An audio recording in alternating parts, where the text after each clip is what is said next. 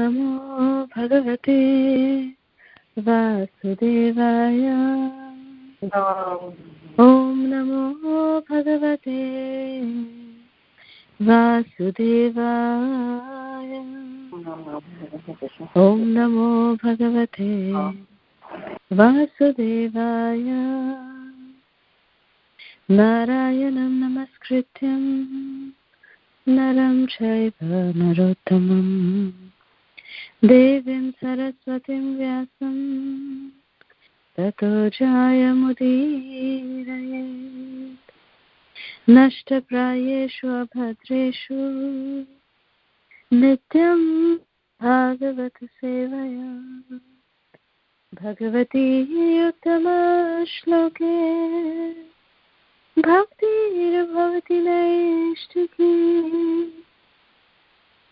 Krishnaya Vasudevaya Devaki Nandanaya Cha Nanda Gopakumaraya Govindaya Namo Namaha. Nama Pankajanabhaya Nama Pankajamalini Nama Pankajanetraya Namaste Pankajangraye. Hare Krishna Krishna Krishna Hare Hare Hare Rama Rama Rama Hare Hare.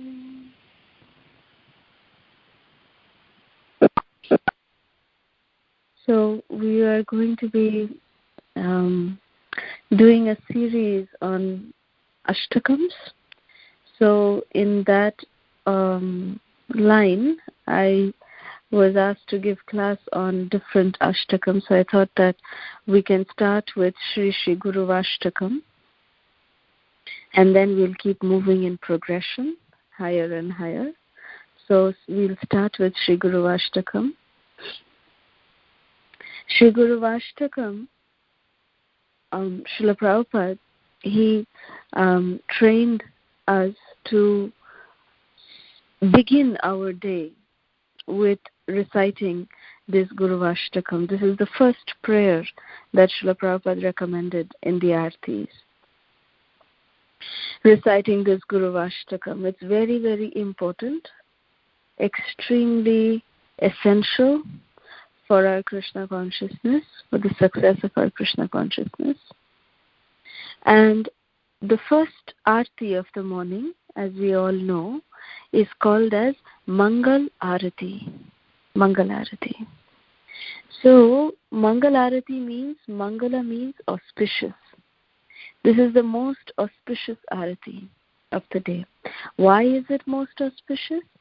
Because Srila Prabhupada explains that anybody who does Mangal Arati every day, then their entire day is filled with consciousness of Guru and Krishna, by the mercy of Guru and Krishna. So therefore, it is extremely important for us to start our day with the recitation of Shri Shri Guruvastakam during the Mangalarti time. Srila Prabhupada actually was very, very, he very beautifully said that Mangalarati, we recite Shri Guruvastakam, which is prayers to the spiritual master. This is prayers to to our spiritual masters, our personal, individual gurus, to all of our Guru Vargas. And Srila Prabhupada said that the following generations, when Srila Prabhupada was present on this planet and when his disciples were doing Mangalarti, Prabhupada said that when you are doing Guruvastakam in the morning, that is glorifying the Guru. You're starting your day by taking the name of the spiritual master first. And then you're engaging in other forms of worship and other forms of activities. And the Guru Puja that we do to Srila Prabhupada by singing Sri Guru Charana Padma after the deity greetings, that is also worshipping the spiritual master. And for us, especially as second generation and for generations to come after us, Srila Prabhupada made it very, very clear that Srila Prabhupada is actually the preeminent Shiksha Guru for ISKCON for years to come. As long as ISKCON is going to be on the face of this planet, Srila Prabhupada is going to be our preeminent Shiksha Guru. So with that position that Srila Prabhupada has as our founder Acharya, with the books that he has given us, and because of Srila Prabhupada we are all having each other's association, this is just the mercy of Srila Prabhupada. So in order to show our gratitude to Srila Prabhupada, Srila Prabhupada inculcated the Guru Puja to be done at 7:20, right after the deity greetings at 7 o'clock. So, Prabhupada made sure to emphasize that the Guruvastakam that we do is to our Guru, and the Guru Puja that we do at 7:20, 7:15, 7:20, by singing Sri Guru Charana Padma, that is for us as second generation, that is the prayer to Srila Prabhupada. That is the Guru Puja that we do to our Shiksha Guru, Srila Prabhupada. So, this Guruvastakam, Srila Prabhupada chose that we sing every day in the morning is what is written by Srila Vishwanath Chakravarti Thakur. Srila Vishwanath Chakravarti Pad, he actually is, he's an amazing personality. Srila Prabhupada actually, quotes most of his purports from the Srimad Bhagavad Gita is actually from the extensive writings of Srila Vishwanath Chakravarti Thakur and Baladev Vidyabhushan, but mostly from Srila Vishwanath Chakravarti Thakur. So Srila Vishwanath Chakravarti Thakur wrote this very beautiful Ashtakam called Guruvastakam, 8 verses. Ashtaka means 8. So 8 verses that glorify the Guru, the spiritual master, is Guruvastakam. So Srila Vishwanath Chakravarti Thakur has mentioned that anybody who with great care and attention loudly recites this beautiful prayer to the spiritual master during the Brahma Muhurta obtains direct service to Krishna, the Lord of Vrindavan, at the time of his death. Very important words. And that is the reason why Srila Prabhupada gave such vital importance for the following of Mangalarti. There are, hundreds of quotes of Srila Prabhupada stressing the importance of attending Mangalarti, of performing Mangalarti, and of reciting and of starting our day in this most auspicious way of chanting the Guruvastakam by prayers, offering prayers to the spiritual master. We start our day. So, by the mercy of our spiritual master, by the mercy of Srila Prabhupada, we will start this series of Ashtakam. And the first in that is this beautiful Ashtakam known as Shri Shri Guruvastakam. Om Ajnanatimidandhasya Jnananjana Shalakaya Chakshurunmilitam Yena Tasmai Shri Gurave Namaha Namam Vishnu Padaya Krishna Pristhaya Bhutale Srimate Radhanath Swaminiti Namine Namam Vishnu Padaya Krishna Pristhaya Bhutale Srimate Jaya Pataka Swaminiti Namine Nama Acharya Padaya Nitai Kripa Pradayine Gaura Katha Dhamadaya Nagara Gramatarine Namam Vishnu Padaya Krishna Pristhaya Bhutale Srimate Bhakti Vedanta Swaminiti Namine Namaste Saraswati Devi Gauravani Pracharine Nirvishesha Shunyavadi Paschatya Deshatarine Jai Shri Krishna Chaitanya Prabhu Nityananda Shri Advaita Gadadhar Shrivasadi Gaura Bhakta Vrinda Hare Krishna Krishna Krishna Hare Hare Hare Rama Rama Rama Hare Hare Mukam Karoti Vachalam Pangolangayate Girim Yat kripatamaham vande Shri Gurum Dinatarinam Paramananda Madhavam Shri Chaitanya Ishwaram.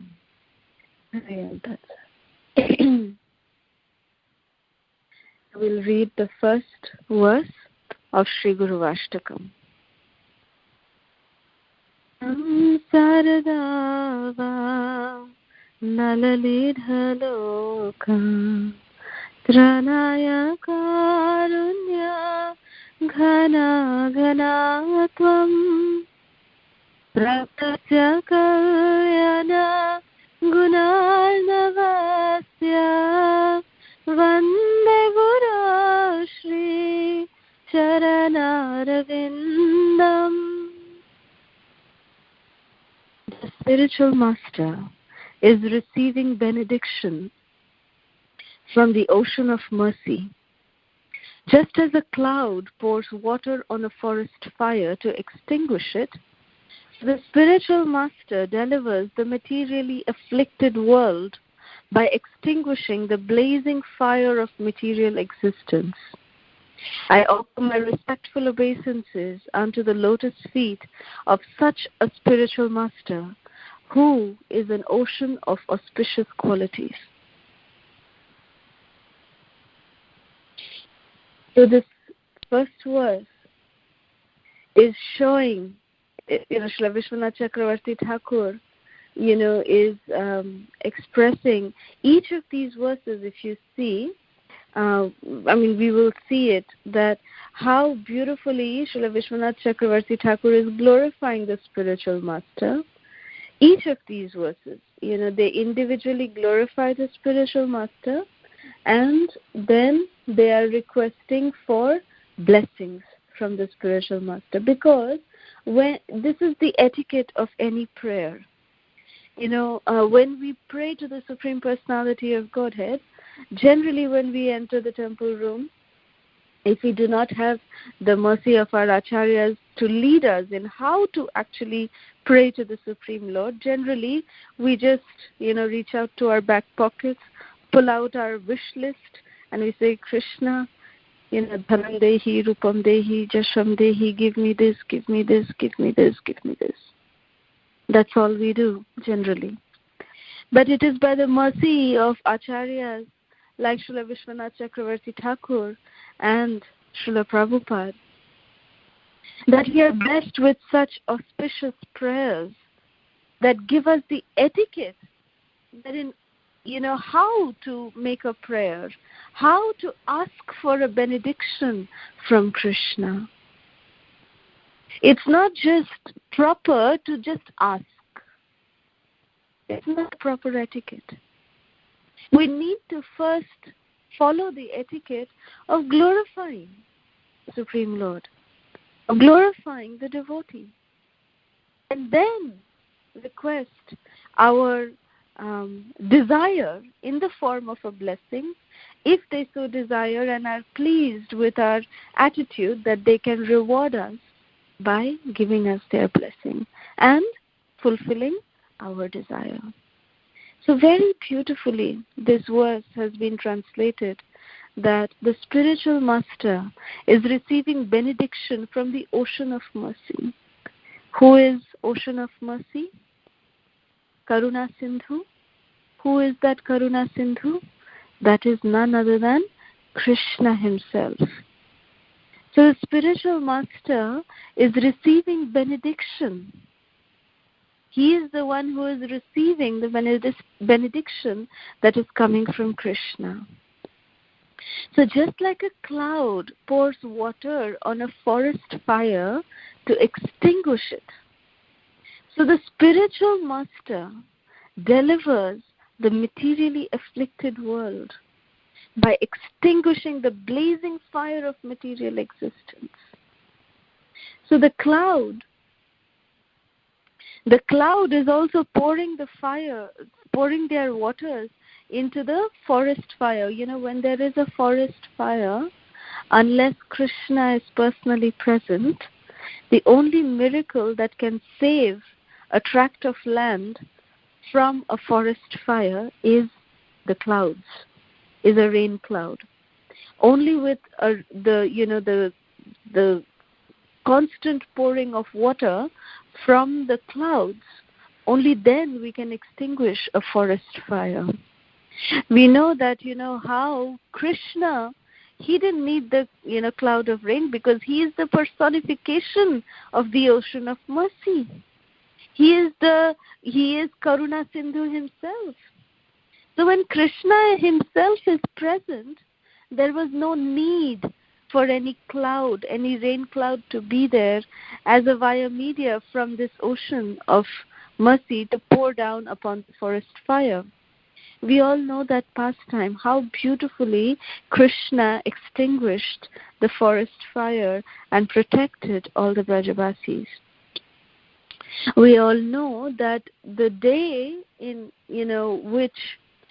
on which Krishna subdued the great serpent Kaliya, on that day when, because the entire, with the way the entire day started, was that Krishna found out that the poisonous, effects of Kaliya was poisoning the cool and beautiful waters of the Jamuna. And the cows and calves who were drinking that, water from that particular tract were leaving their body. They were dying immediately. Even the cowherd boys were getting afflicted by drinking the poisonous waters of the Jamuna. Because of Kaliya, because he was emanating all of his poison into the beautiful waters of the fresh waters of the Jamuna.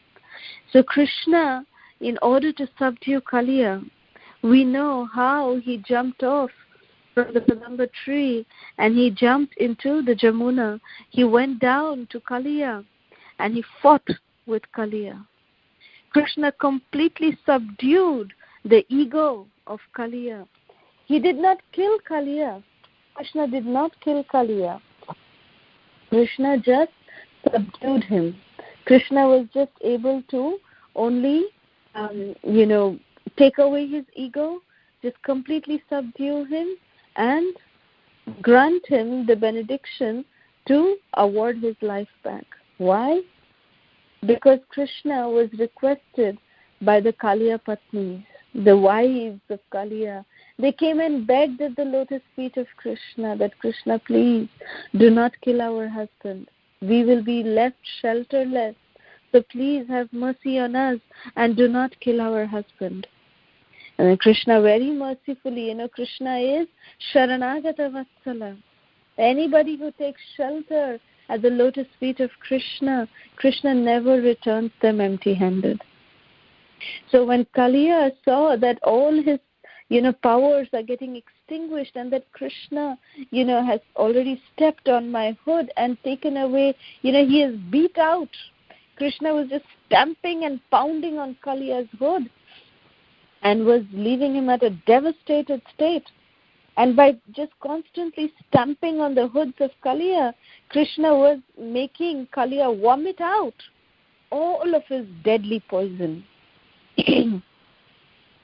So then, by being pleased with the heartfelt appeal of the Nagapatni, the Nagapatni by Kaliya's wives, Krishna very mercifully told Kaliya that I will leave you, I will pardon you, I will excuse you, but you must leave from here.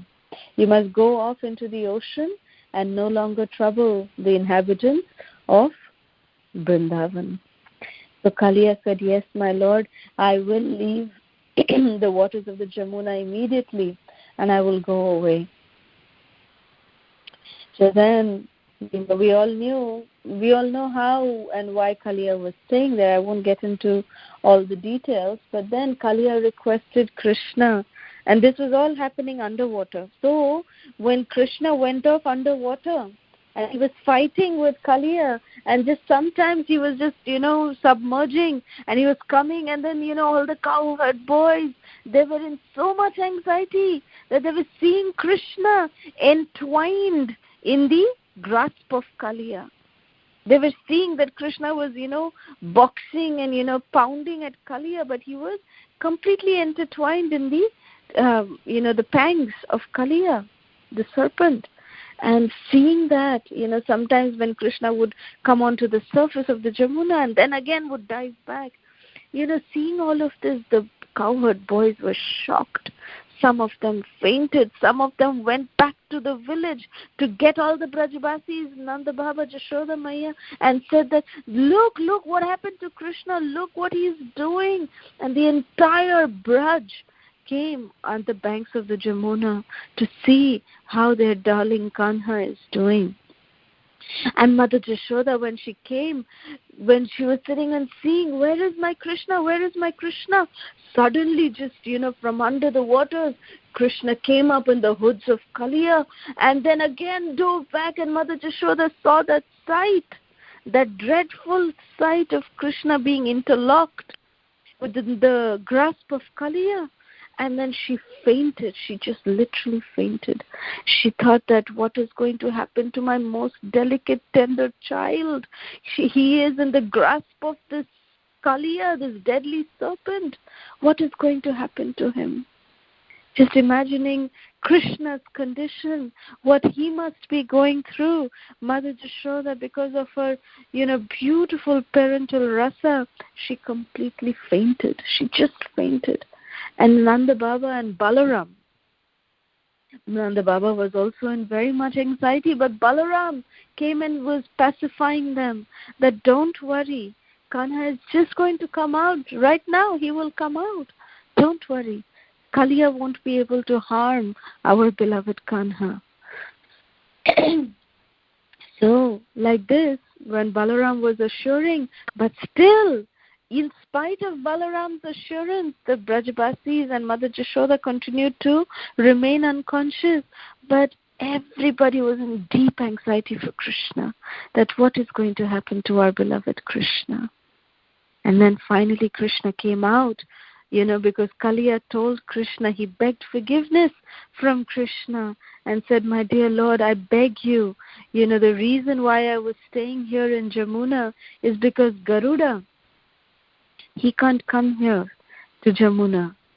And, I am scared to go out of the rivers of Jamuna, because as soon as I go out, Garuda, who is an enemy of the snake, he's going to come and kill me. He'll come and torture me.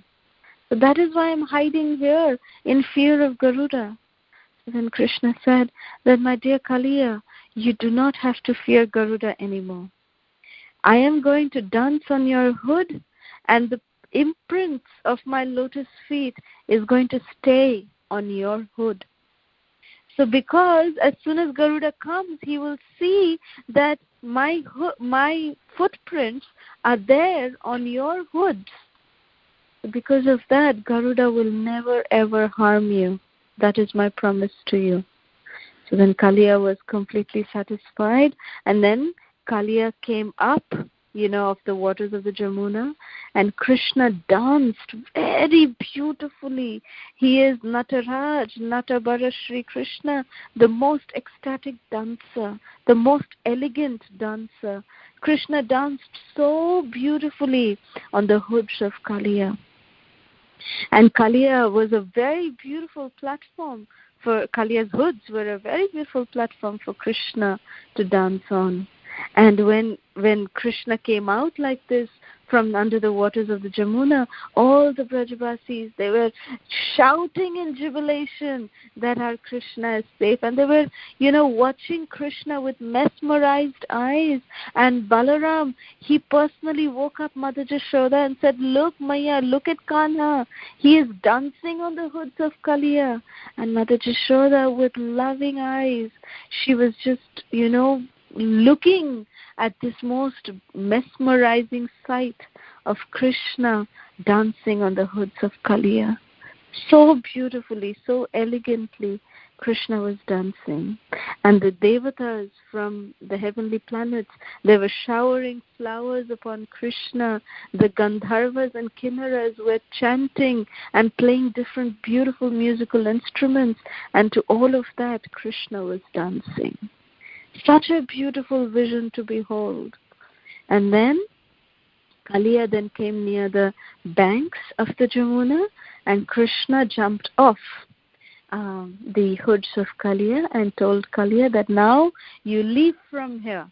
You go away from here and you go into the ocean. And don't be worried for Garuda, he will not harm you anymore. So Kaliya, along with his devoted wives, he left Jamuna for good. And it is mentioned by Srila Prabhupada that Kaliya went on to stay and is still staying currently near the Fiji Islands, what we know today as the Fiji Islands. Kaliya is supposed to be residing over there in that particular part of the world, and that is the reason why when the ISKCON center at ISKCON Fiji was being set up, Srila Prabhupada said that the main deity at ISKCON Fiji will be that of Krishna dancing on the hoods of Kaliya. There's a very beautiful deity of Kaliya Krishna in this ISKCON center at ISKCON Fiji. Very beautiful.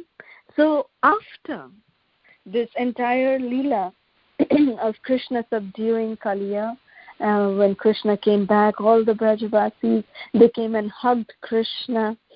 Nanda Baba was, smelling the hair of Krishna while Mother Jashoda was saying, Kana, are you okay? She was embracing him so tightly. Krishna said, Maya, leave me, I'm getting squished. But Mother Jashoda, because of her, such heights of motherly affection, Mother Jashoda was hugging Krishna so tight. And while Mother Jashoda was hugging Krishna, Nanda Baba was smelling the fragrance from Krishna's hair out of his fatherly affection to Krishna.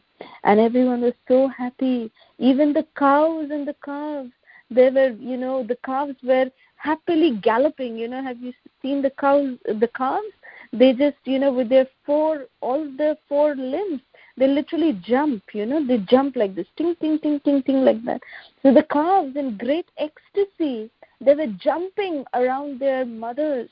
And the cows, they were so happy and relieved seeing Krishna. They were mooing. And Krishna was so happy to see all the cows and to see all his cowherd friends. Even Srimati Radharani and the gopis had also come. So Krishna was so happy that the entire Braj had come to receive him after he came out of this victorious battle of subduing Kaliya. So by this time, it was already evening. The sun was already about to set.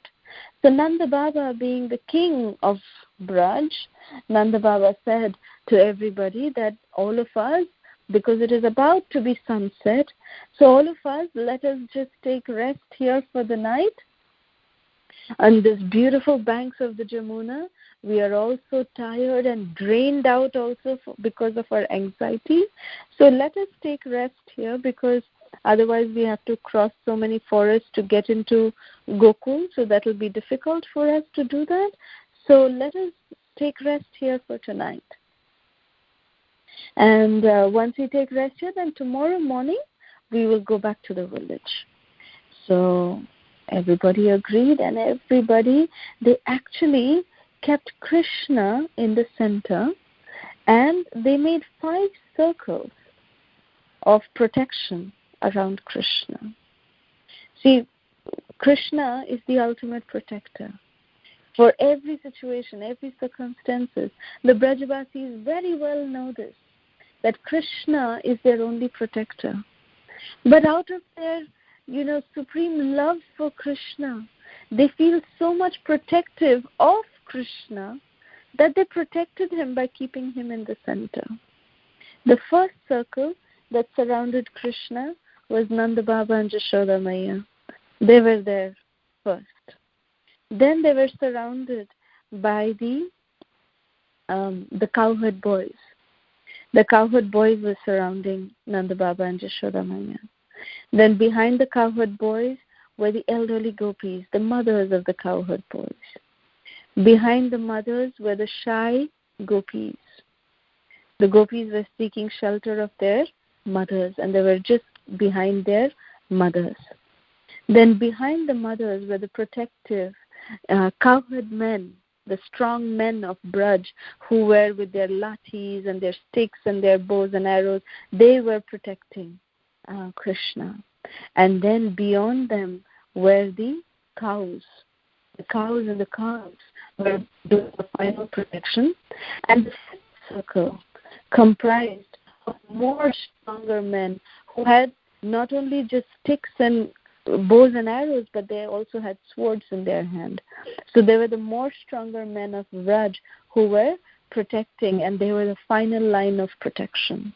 So in this way, Krishna was in the center, and all of them were surrounding Krishna. Very beautiful circle. The devatas were witnessing this, and they were getting a beautiful, vyuha kind of, protection for Krishna. Very beautiful. And everyone was very tired, so most of the Brajbasis had gone to sleep. But Krishna was awake. He was sitting because Srimati Radharani was also awake. And so were some of the cowherd boyfriends of Krishna. And Bhattacharya and Nanda Baba, the elderly people, they had, kind of started taking rest. But Srimati Radharani was casting her sidelong glance upon Krishna, and Krishna was also casting sidelong glance upon Srimati Radharani. And it is explained that when Srimati Radharani would her sidelong glance at Krishna, the lotus flower of Krishna's eyes would open up. And that would prompt Krishna to look at Srimati Radharani. And when Srimati Radharani was looked upon by Krishna, the lotus gaze of Krishna, out of shyness, her lotus-like eyes would close. So this was the opening and the closing of the lotus that was going on in the form of their vision. Very beautiful exchange that was going on between Krishna and Srimati Radharani. So even the subduing of Kaliya, and this very pleasant sight, this very pleasant moment was suddenly interrupted, because the protectors who were on the outer circle, they noticed that a brilliant light was coming their way. It was coming their way as if it felt like, like millions and millions upon elephants were charging towards them. And they couldn't figure out what's happening. And then they just gave everyone alert. Wake up, look, what's happening? And then one of them said, it's fire. There is a forest fire that has broken out. And the word reached Krishna. And when forest fire spreads, it spreads in matter of moments. It doesn't take a moment to burn down an entire forest. Fire travels very quickly, very, very quickly, devastating an entire forest in its way. So Krishna, everyone, all the protectors who were there on the outer circle, they all immediately said, Trahimam Krishna, protect us. Oh Krishna, please protect us. And Krishna just saw that even his the protectors from the outermost circle, the little cows and the calves who are so dear to Krishna, they were also feeling anxious, and they were all moving towards Krishna. They were all, simultaneously coming closer and closer to Krishna in the circle. And Krishna immediately, in a thunderous voice, Krishna said, my dear Brajabasis, do not fear. I request all of you, please close your eyes. Just close your eyes. As soon as Krishna ordered the Brajabasis to close their eyes, they did not think, even for a moment. Each and every one of them closed their eyes. And Krishna went, just that. He just swallowed the entire forest fire in his mouth. He just went, just like that. Just like how we take a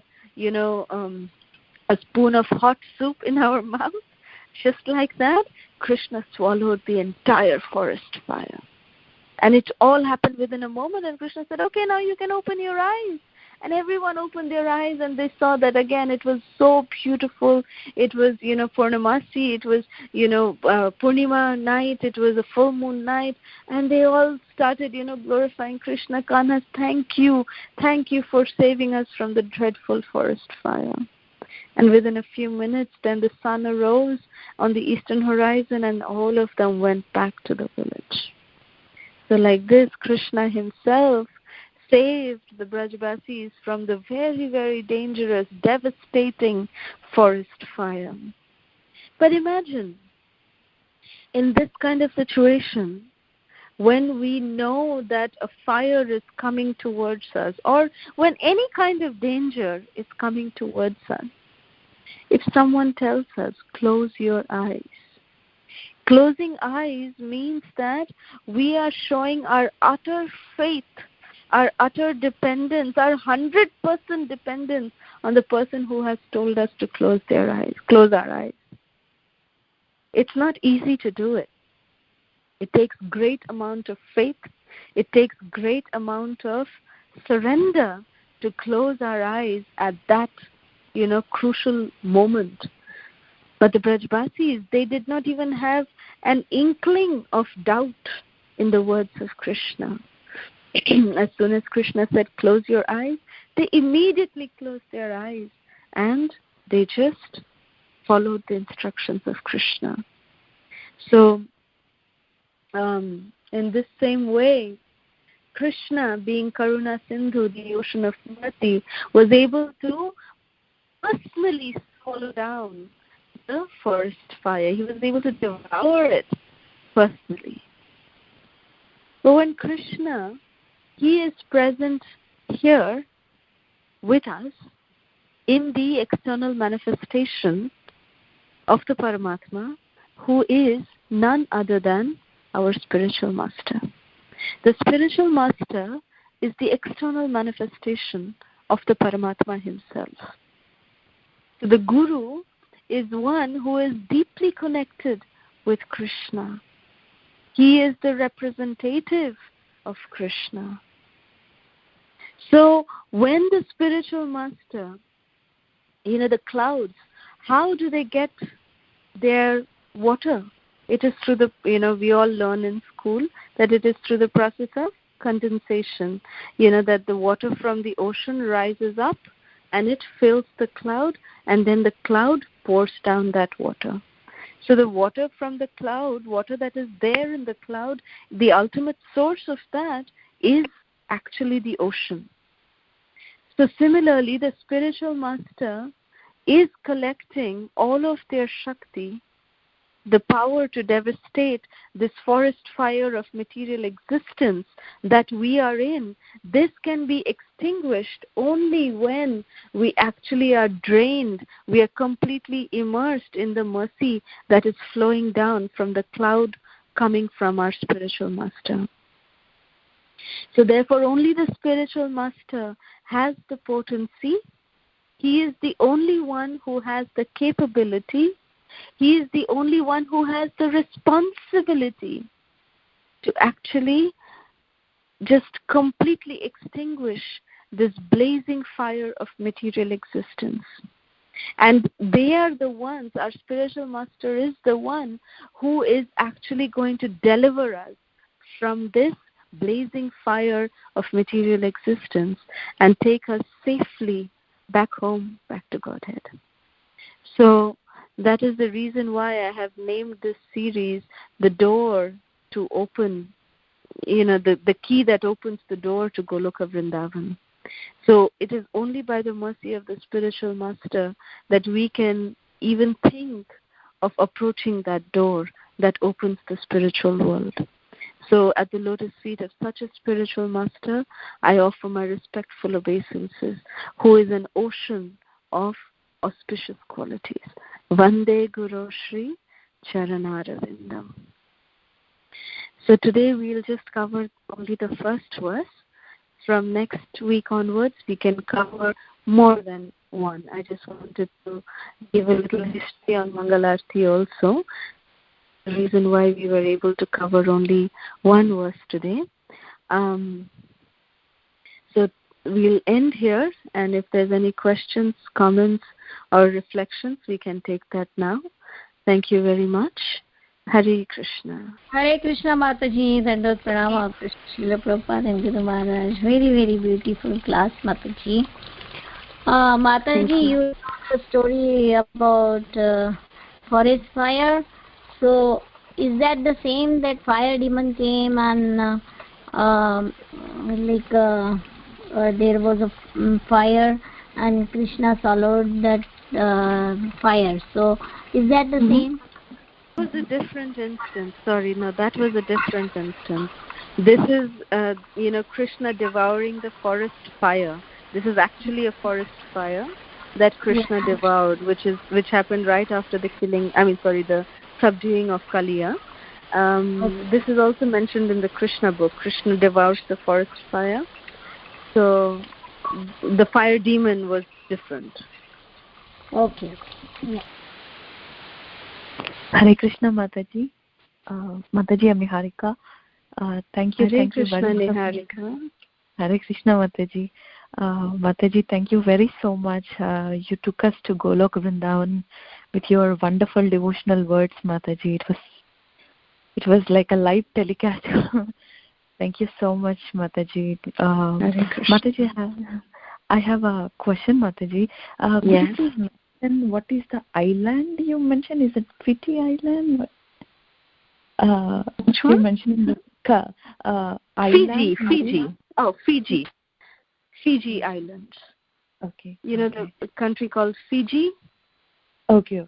Yeah. Okay. So Srila Prabhupada says in Bhagavatam that Kaliya is supposed to be residing near the Fiji Islands. Fiji so Island. if you Google up ISKCON Fiji, you will see the deity of Kaliya Krishna. Oh, wonderful, Mataji. Yeah. Mataji, I have one more question. Yes. I do not know whether it is appropriate or not, but please forgive me. No, every question is appropriate, so go ahead. So, any reason why Kaliya is hiding from Garuda, Mataji? Like, why? That is because Garuda eats snakes. That's their source of livelihood. Yeah. That is what they feed on. So Kaliya is scared of Garuda because Garuda will come and eat him. Because that's what eagles eat. Yeah. Gigantic eagles, they actually feed only. So that is the reason why Kaliya was scared of Garuda. And the reason why Garuda could not enter the waters of the Jamuna is because of the curse of one of the sages who was meditating in the waters of the Jamuna, and Garuda actually came to feed, in the waters of the Jamuna. He was catching fishes and he was catching snakes, and somehow the meditation of this sage broke, and Garuda was the cause of it. So the sage cursed Garuda that you will not be able to enter in the boundary of the river Jamuna. You will not be able to come here. So that was the reason why Kaliya had taken shelter of the river Jamuna, because he knew that he would be safe from Garuda at that place only. Yeah, you read my mind and you answered the another question also. Thank you. So it's a very relevant question. Thank you so much for asking. Hare Krishna. Why Garuda gives a punishment? Huh? What's that? Why Garuda gives punishment? Why Garuda got punishment? Because Garuda Hare Krishna, Mataji. Why Garuda gives punishment? Sri Chaitanya is asking, Mataji. Sri Chaitanya, Jai Sri Chaitanya, Hari Bo. So good to hear you, beta. Hare Krishna. So, why Garuda gets punishment? Is that the question? No. Mataji, why Garuda gives the punishments? Oh, why Garuda gives punishment? Garuda doesn't really give punishment. He only eats. Garuda is not punishing the snakes, but just like how you eat prasadam, for Garuda, his prasadam is snakes. That's what eagles eat. So his, he was not punishing. Garuda is not vegetarian like us.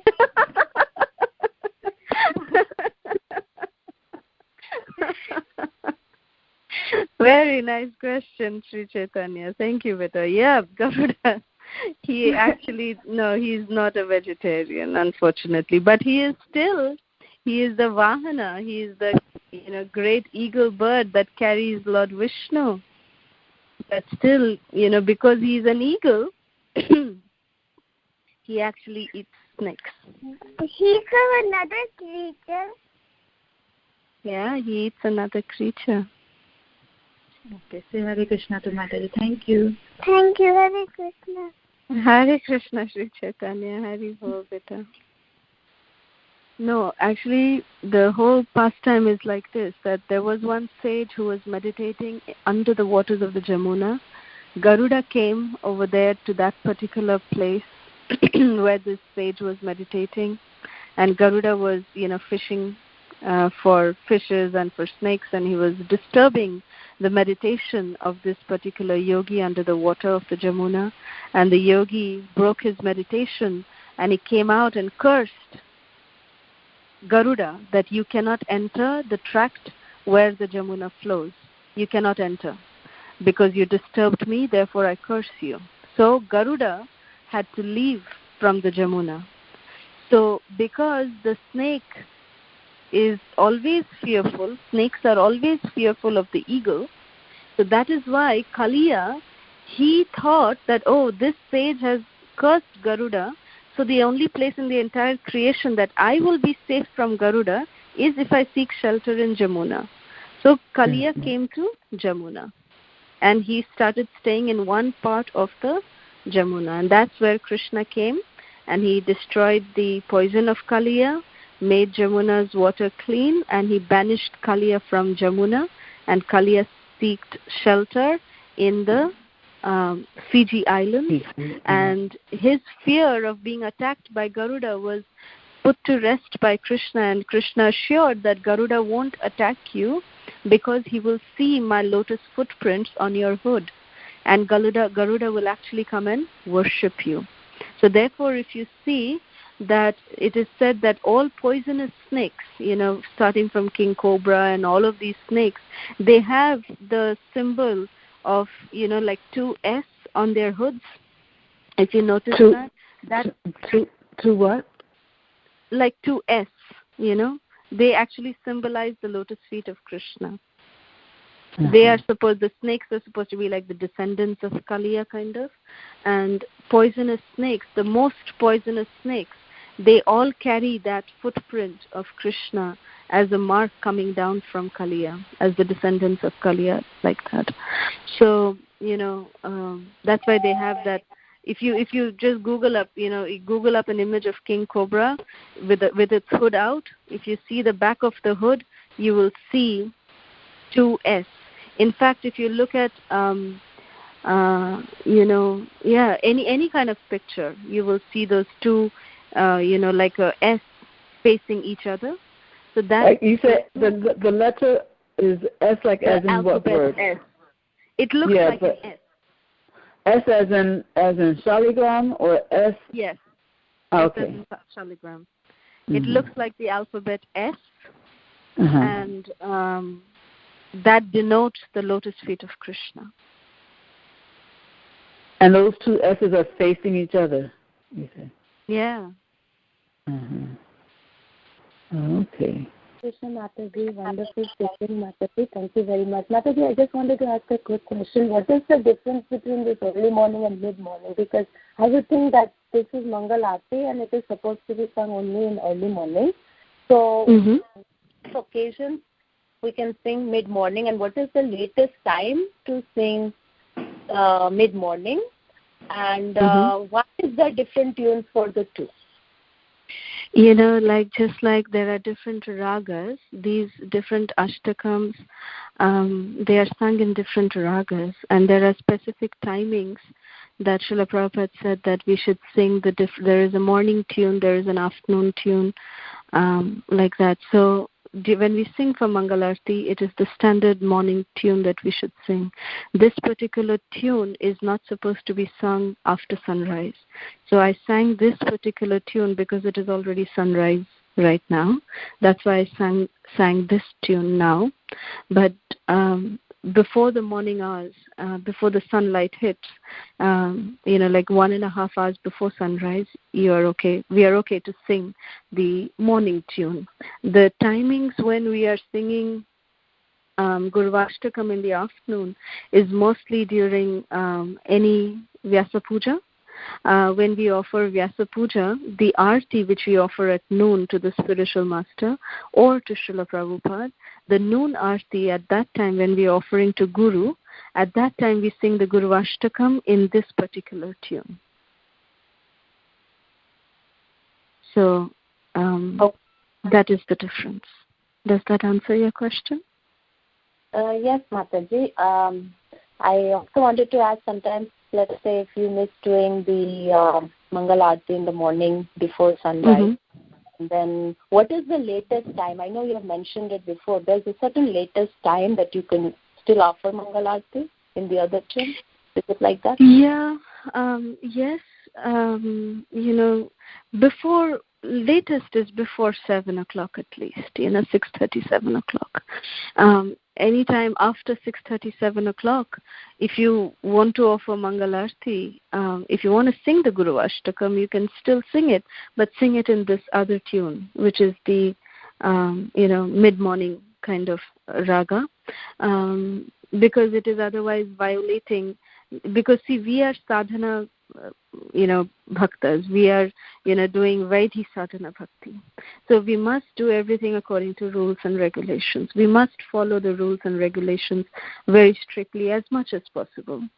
So in the rules and regulations, yes, I know a time even at the Bhakti Center in New York and even at Shri Radha Gopinath Temple in Chaupati, they would actually at one point do Mangalarti at 6 o'clock in the morning because, Radha Gopinath, as you know, now, of course, it's a different situation. They have been able to hire all the, it's all devotee residents mostly now. There are some non-devotees still there, but they don't mind it now. But before, they would actually come and complain. The neighbors would come and complain for so early morning when the devotees would start, with mridanga and kartals. They were very loud. So the neighbors would come and complain. So therefore, Srila Radhanath Swami Guru Maharaj, he actually made that at 4:30 devotees would come into the temple room and chant their japa, and then at 6 o'clock they would do Mangalarti. And they do that even at the Bhakti Center in New York because of the same reason, because of getting complaints. So as late as 6 to 6:30 is the latest where you can do Mangalarti. But if you want to do it later, somehow your schedule permits you to do that, then you can sing Guruvastakam. You can sing Guruvastakam even in the afternoon, but sing it in the other tune, just so that you're following the etiquette. Mm-hmm. Thank you very much, Mataji. If you have, all of you have 5 minutes, I can quickly share it because we're in the context of Kaliya, if that's okay with everybody, organizers. That is perfectly fine, Mataji. Okay. Thank you, Mataji. So I'll just take 5 minutes to share this. This was actually a revelation to me personally also. I did not know about this Leela. It was revealed during when we were doing Navadvip Mandal Parikrama this year. Srila Radharaman Maharaj revealed this very beautiful Leela. He said that there was, we were at this place called Gauradaha, and he said that this place is very equivalent to the place in Vrindavan, which is called as Kaliyadaha.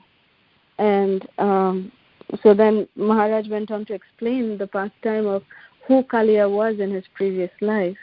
And Kaliya was actually a very pious king. Maharaj did not reveal the name of that king. He said that there was this one king, but he was suffering from a very great disease, and a great disease of the stomach. So he was to always have a lot of stomach issues, a lot of problems, and he showed so many Vaidyas, but nobody was able to help him. So one day Narad Muni came to visit this king, and this king, because of his piety, he was welcoming Narad Muni very nicely. He honored Narad Muni.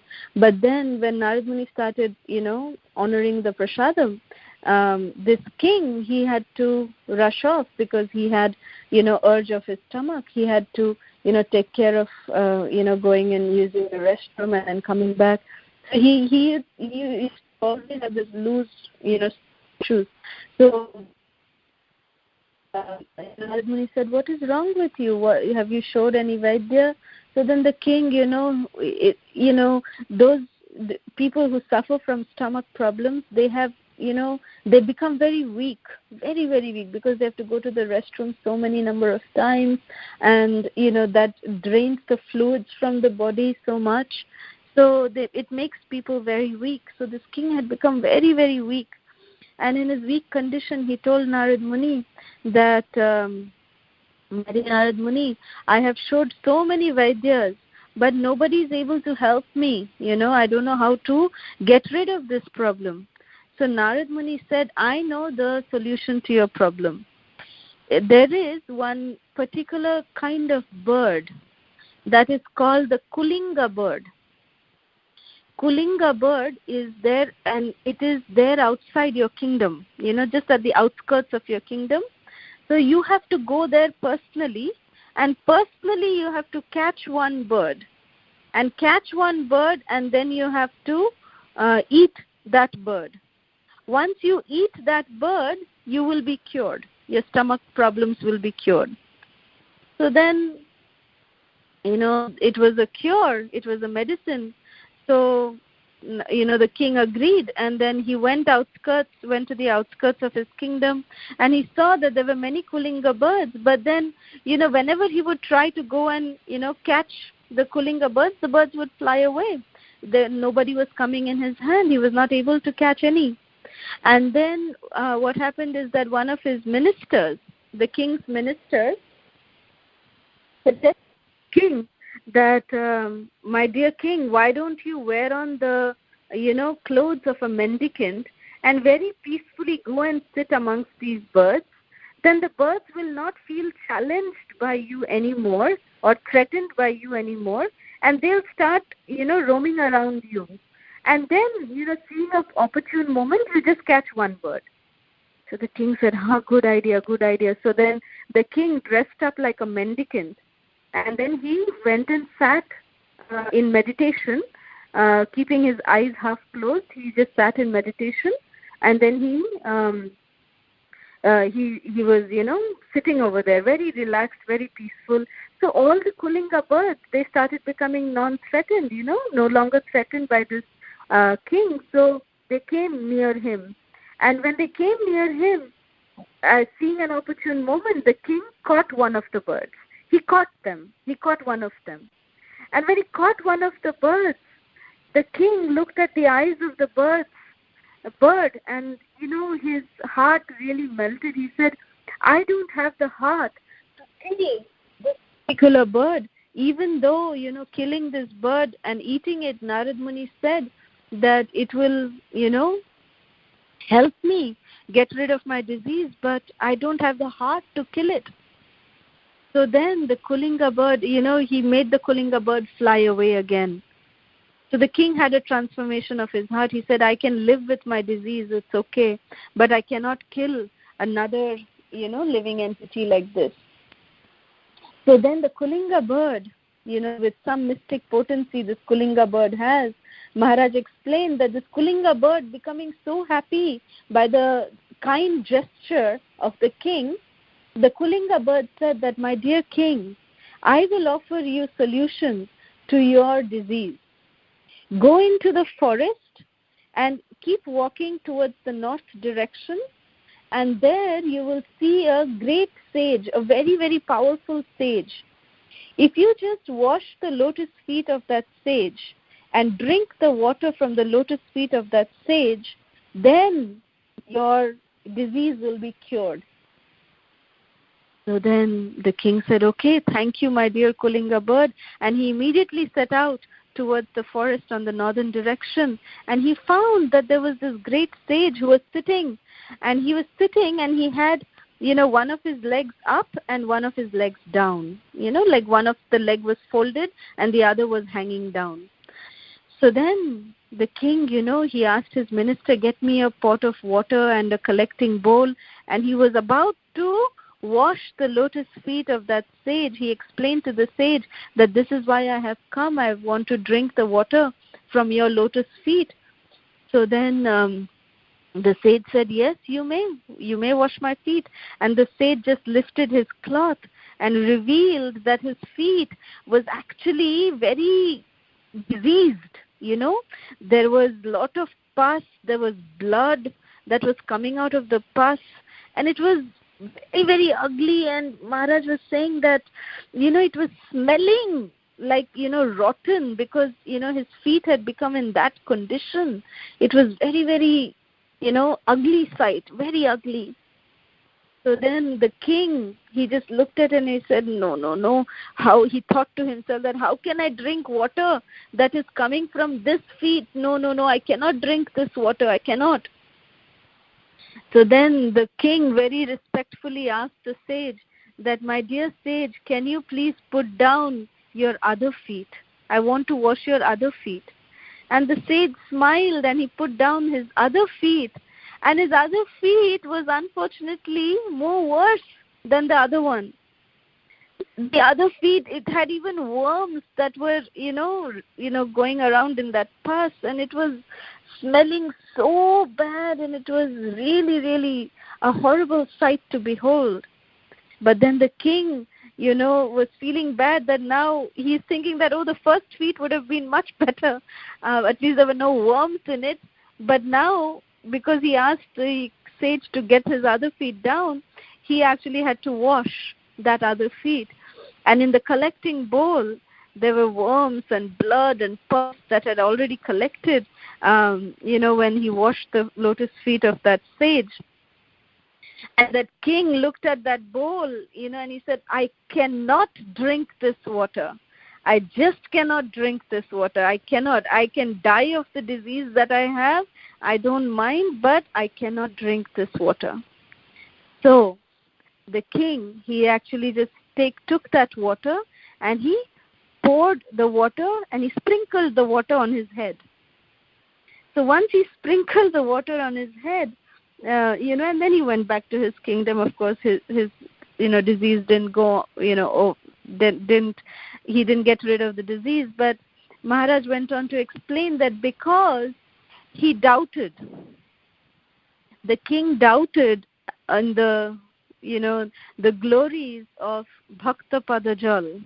It is said that there is, according to Chaitanya Charitamrita, according to Mahaprabhu, there are 3 great strengths in our spiritual life. Bhakta Padajal, Bhakta Pada Renu, and Bhakta Uchishta, means the water that has washed the lotus feet of the devotee, the dust from the lotus feet of the devotee, and the remnants from the lotus mouth of the devotee, the foods that are left over from the plate of the devotee. That is Bhaktir Mahabal. These are great strengths of devotional service. So because this king doubted in the water that washed the lotus feet of this devotee, even though it was so ugly, but he doubted it, that is why, because of his doubt, he was actually born as a demon in his next life. He became Kaliya the snake. And the reason why Krishna danced on Kaliya's hood was because that same head was, blessed, because it had the water that king had sprinkled the water that washed the lotus feet of that sage, and he sprinkled it on his head. Therefore, it became suitable for Krishna to come and dance on that same head. So this is the pastime of Kaliya. It may sound very, Maharaj explained very funnily that it might sound very eccentric or it might sound very ewy, but still this is how it is mentioned, so this is the previous life of Kaliya.